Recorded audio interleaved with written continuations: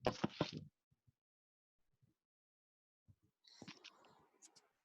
morning, students. Good morning, sir. Good morning कर रहे हैं इंसर्शन ऑफ रेशनल नंबर्स वाला टॉपिक, ठीक है। फर्स्ट टॉपिक है उसमें insert a rational number. For example एक क्वेश्चन दे रहा हूं मैं, insert a rational number between 2 and 5। 2 और 5 के बीच में आपको एक रेशनल नंबर इंसर्ट करना है। So can I say that the rational number will be 2 + 5 divide by 2 which is 7/2 which is 3.5। Is it clear? तो हमेशा a एंड b के बीच में जो रेशनल नंबर होगा वो a + b/2 ही होगा, ठीक है। एक रेशनल नंबर आपको ऑटोमेटिकली a + b/2 मिल जाएगा, ठीक है। क्यों? a + b का एवरेज, तो जो एवरेज होगा वो सबसे छोटे नंबर से बड़ा होता है और जो सबसे बड़ा है उससे छोटा होता है, ठीक है ना। a और b के बीच में आपको अगर एक नंबर चाहिए तो वो a + b/2 होगा ही होगा। अच्छा, कोई मान लीजिए आपको बोलता है insert 3 rational numbers between 2 and 5। तो अगर 3 रेशनल नंबर बोला तो आपने क्या कर दिया, पहले 2 था और 5 था। अब इन दोनों के बीच में क्या होगा, 2 + 5/2 विच इज 7/2।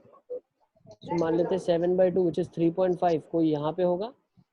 अब मैं क्या करता हूँ, 2 और 7/2 ये दो नंबर्स लेता हूँ और इसके बीच में कुछ इंसर्ट करता हूँ। तो 2 + 7/2 कितना हो जाएगा, 4 + 7/2 विच विल बी 11/2। तो इन दोनों के बीच में जो नंबर आ जाएगा वो क्या आ जाएगा, 11/2 आ जाएगा।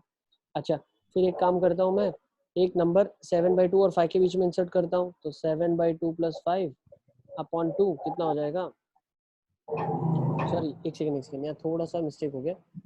एक मैंने डिनोमिनेटर में 2 नहीं लिखा, a ये b है तो डिवाइड बाय 2 भी करना पड़ेगा, तो एक 2 आ जाएगा। तो यहाँ पे आपके पास क्या आ जाएगा, 11/4 आ जाएगा। What will get is 11/4।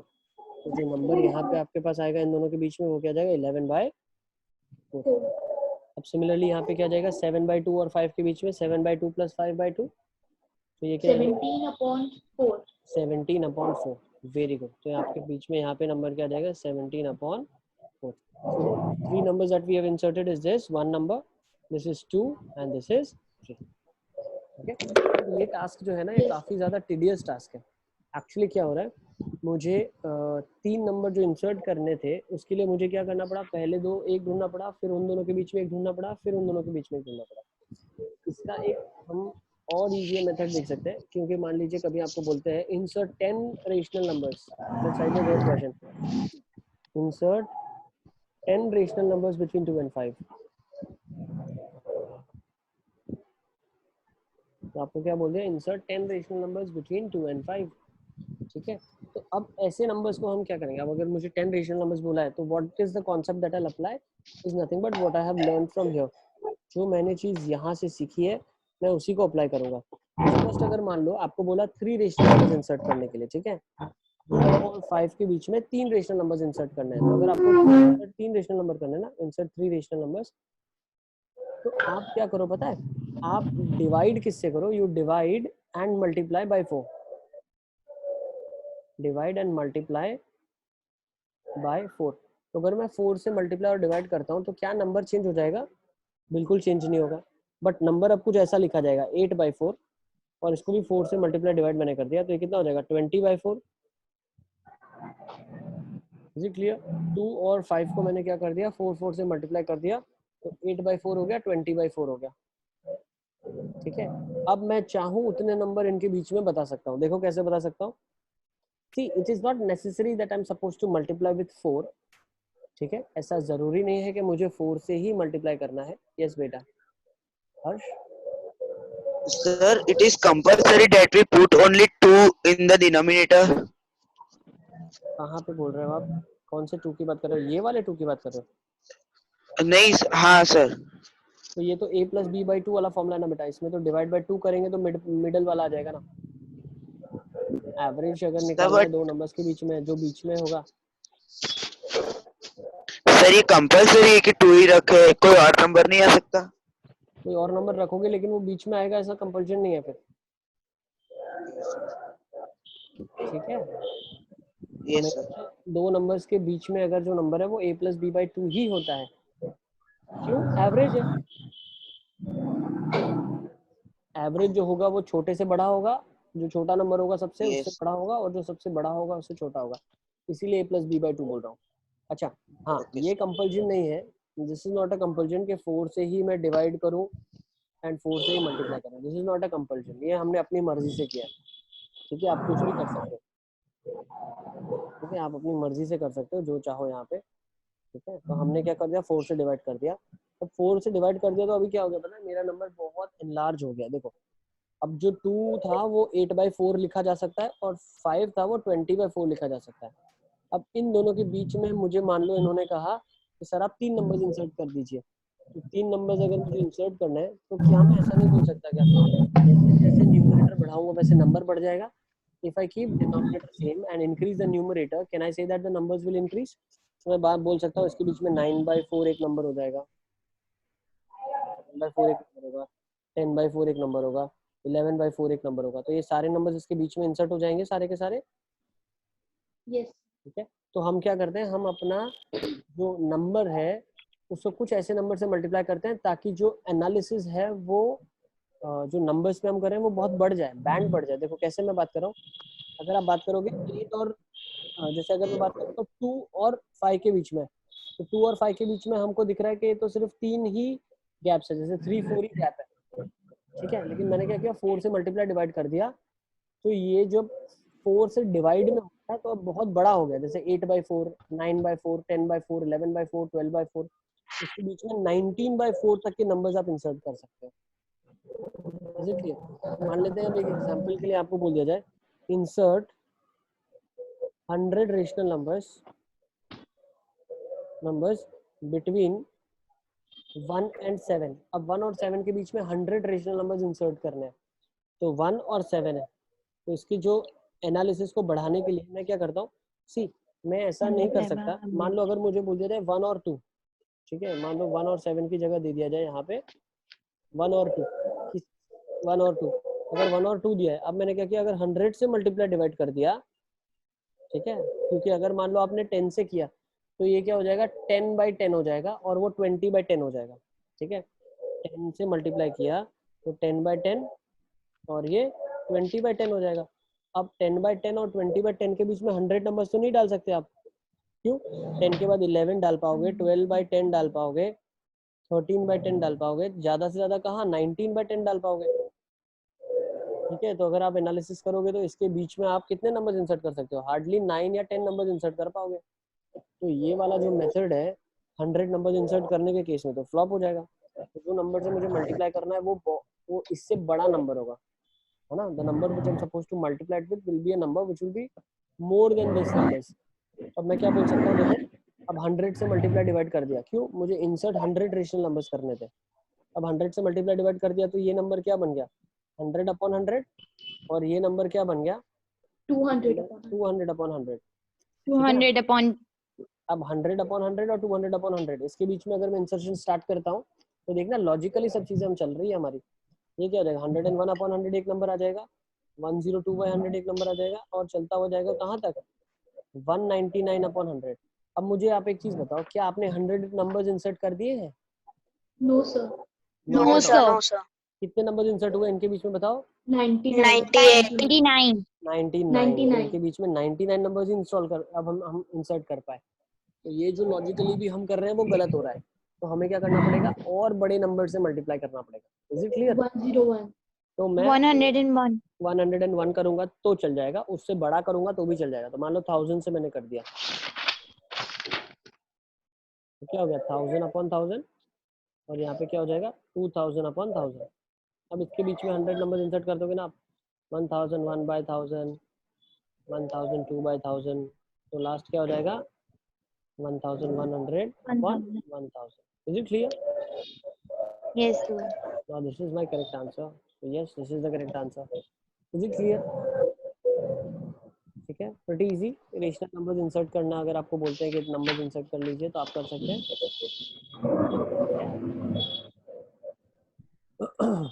Let's go with next now.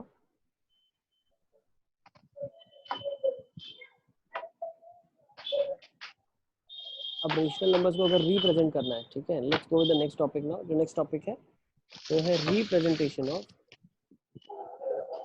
What is the next topic? Next topic is representation of rational numbers on the number line. Representation of rational numbers on the number line.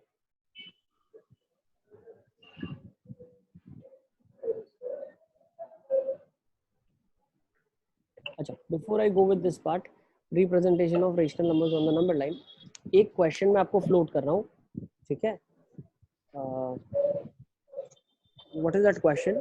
इसी का एक extension है, वो मैं float कर रहा हूँ आपको। आपको इसको सोचना है कैसे करेंगे और नेक्स्ट क्लास में मुझे बताना है, ठीक है? तो टू इंसर्ट, लिख लो, insert 10 rational numbers between 2 and 5. Insert 10 rational numbers between 2 and 5 in such a way that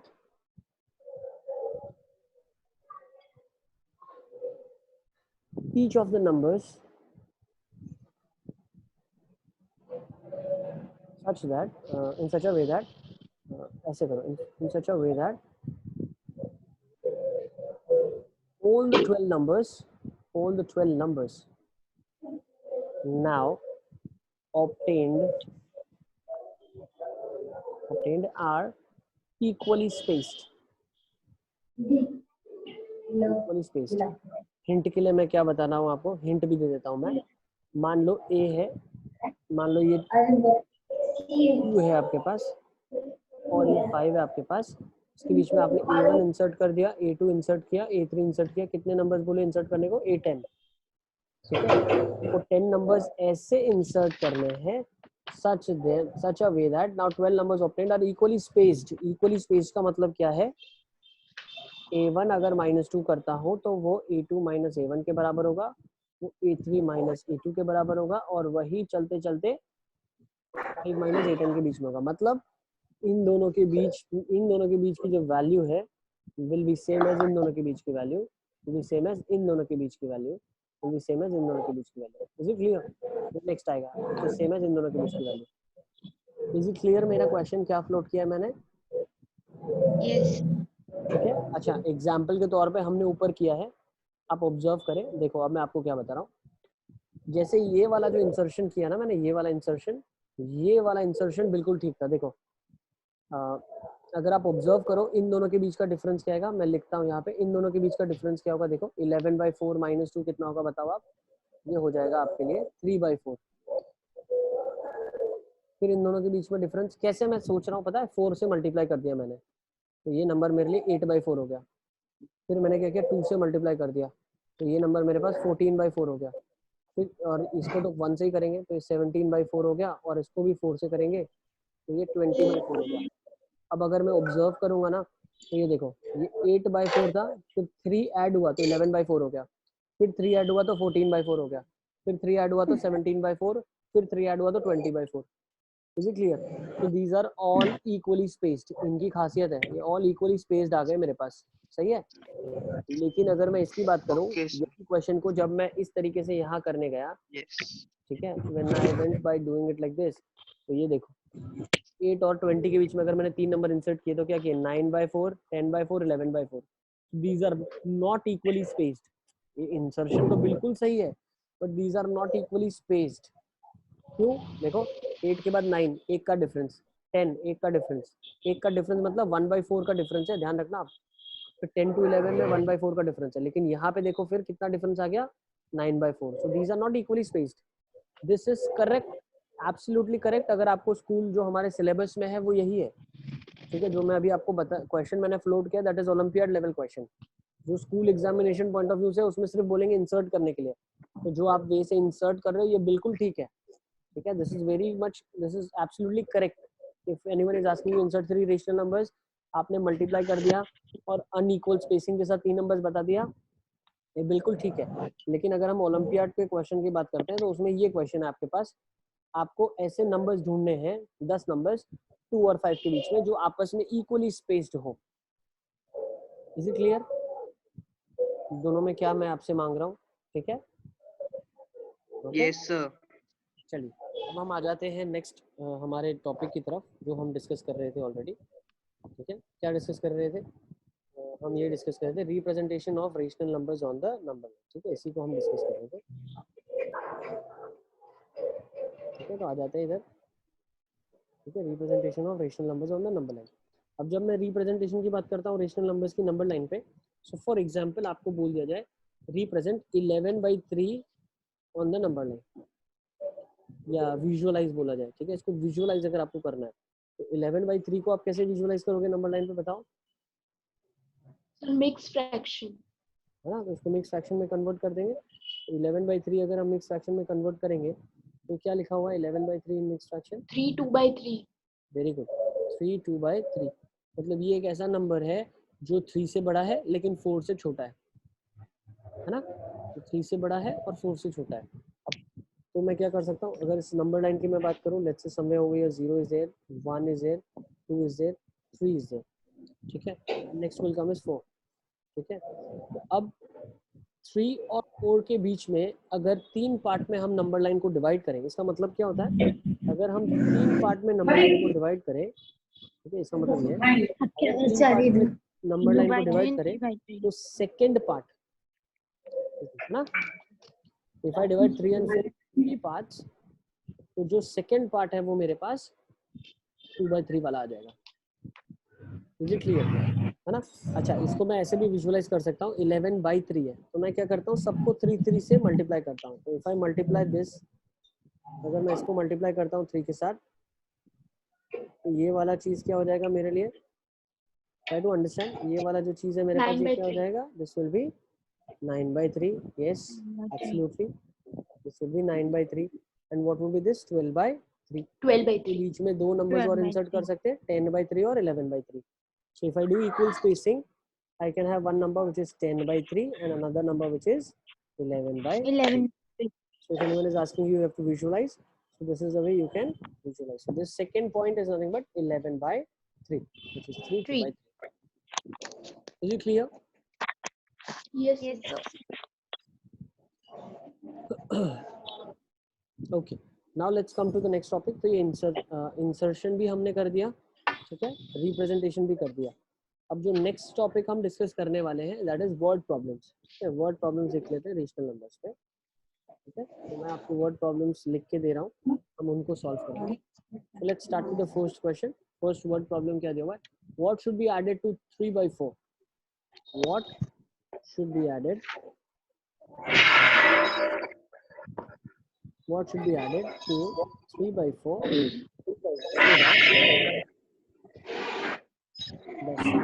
what should be added to 3/4, ठीक है? What should be added to 3/4 so that the sum may be 0? मतलब 3/4 में मैं क्या add करूंगा तो सम 0 हो जाएगा? -3/4। -3/4। वेरी गुड, ठीक है? तो इसको कैसे सॉल्व करेंगे? Let's solve it. How do you solve it? Something is added, let's say x is added to 3/4, the sum is 0, ठीक है? तो ऐसे लिखेंगे, let the number added be 0, let the number added is x, so 3/4 plus x is 0, so from your x is -3/4. Is it clear? सबको clear है मैं क्या Yes, बताना sir. चाह रहा हूँ? Yes, sir. ठीक है, चले नेक्स्ट क्वेश्चन की तरफ। Yes, sir. Let's go with the next question. देखो नेक्स्ट क्वेश्चन क्या लिखा है? Ajay spends 1/4 of his pocket money, 1/4 of his pocket money on sweets, ठीक है? Ajay spends 1/4 of his pocket money on sweets.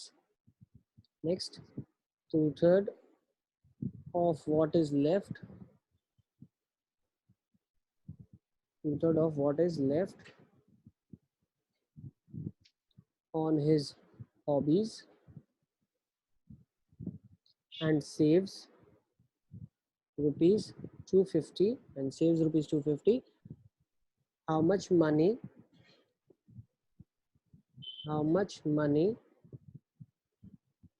does he get as the pocket money?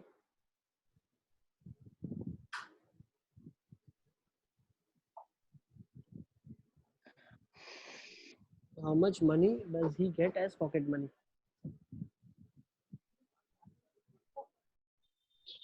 ठीक है ना, तो how much money does he get as the pocket money?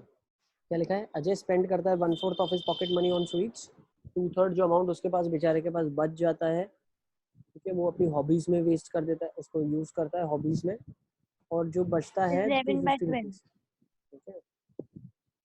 तो क्या answer आ रहा है आपका, बताइए, what is the final answer you are getting? How much does he get as the pocket money? Sir, wait a minute. Yes,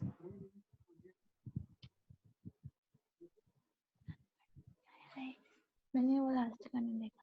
2/50 is the saving money मैंने direct.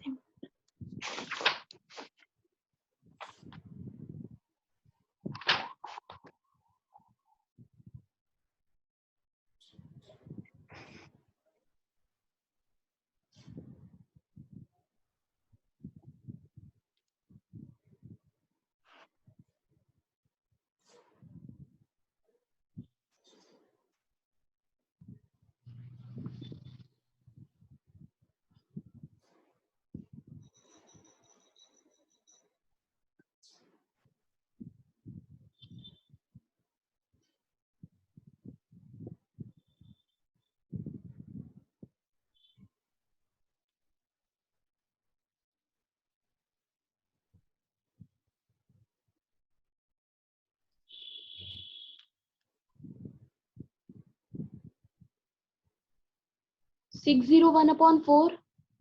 601/4 नहीं, चलिए देखो फटाफट फटाफट चैट में कौन मुझे आंसर दे रहा है। 601/4 नो,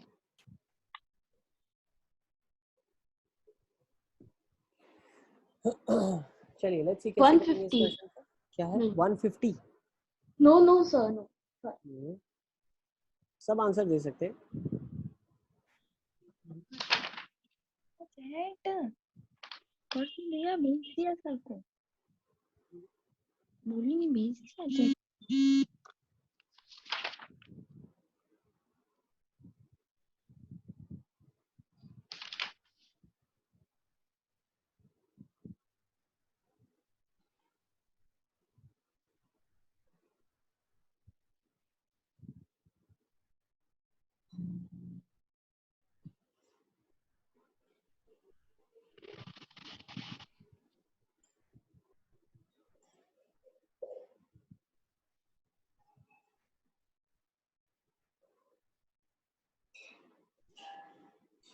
So 1595/6. नो, नो,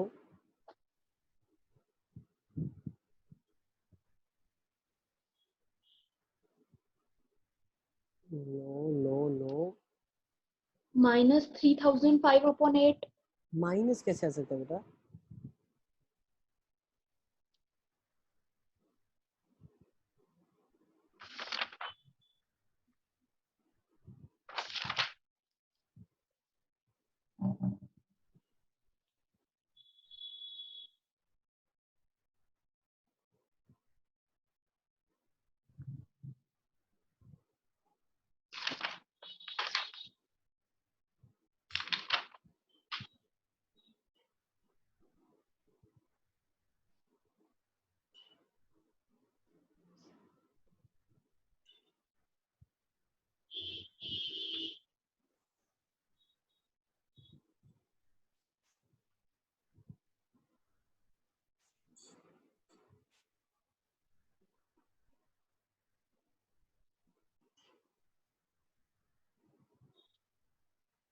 चलिए लेट्स सी कैसे करेंगे इसको।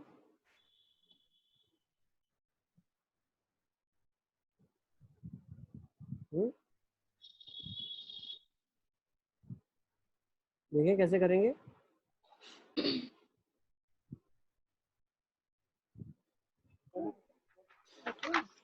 So 3000. 3000 नहीं आ रहा है, नो। चलिए let's see. Ajay spends 1/4 of his pocket money. So let's say how much does he get the pocket money? So whenever we start the question, how much does he get the pocket money? So we start with let the pocket money be X rupees. Is it clear? Pocket money को हमने rupees X ले लिया है. So spends 1/4 of his money on sweets. So 1/4 of X. So 1/4 X. This is spent on sweets. So can I say that how much will be left with him? Left with him is X minus 1/4X, which is, can I say 3/4X? Yes or no? 3/4, see 1/4 उसने spend कर दिया तो obviously 3/4 बचेगा, ठीक है, no doubt about that. 1/4 उसने spend कर दिया, 3/4 बचेगा. Now वो क्या बोल रहा है? 2/3 of what is left. So 2/3 of what is left. So 2/3 of left he is spending on hobbies. ठीक है, तो वो 2/3 of left जो है उसका वो अपनी hobbies पे spend करता है. So 2/3 of left मतलब 2/3. What is left? This is left with him. So 2/3 into 3/4x. 2 1 जा 2 2 जा. So x/2 is what he is spending now. ठीक है, तो वो मैं ग्रीन से करता हूँ जो जो इसने स्पेंड किया. एक इसने x/2 स्पेंड किया हुआ है और 1/4x इसने स्पेंड किया है. तो क्या मैं बोल सकता हूँ 1/4 इसने एक बार स्पेंड कर दिया और इसने हाफ स्पेंड कर दिया.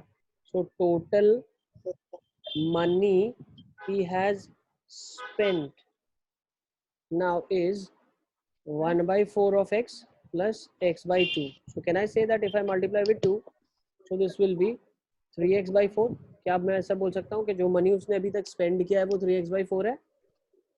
So if this is the total money spent, so money left with him now is, money left with him is nothing but x minus 3x/4. भाई इतना इसके पास था, इतना इसने स्पेंड किया तो बचा कितना, x/4 बचा. Now can I say that this is given to you in the question, the money left finally, that the money he saves is rupees 250. So can I say that x/4 is equals to 250? Therefore x will be equals to 1000 rupees. So from here मैं क्या बोल सकता हूँ, उसकी जो pocket money है वो कितनी है, how much does he have as a pocket money, rupees x. So that is 1000 rupees. Is it clear? सबको समझ आ गया? Yes, sir. Yes, sir. Yes, Yes, sir. sir. सारे के सारे बच्चे नोट डाउन कर लो फटाफट फटाफट. चलो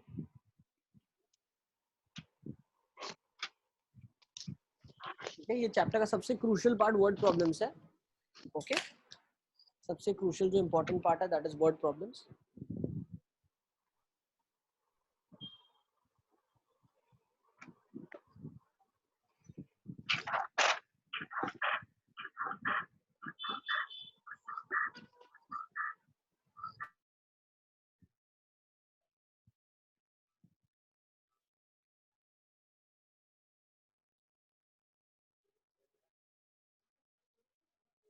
Yes.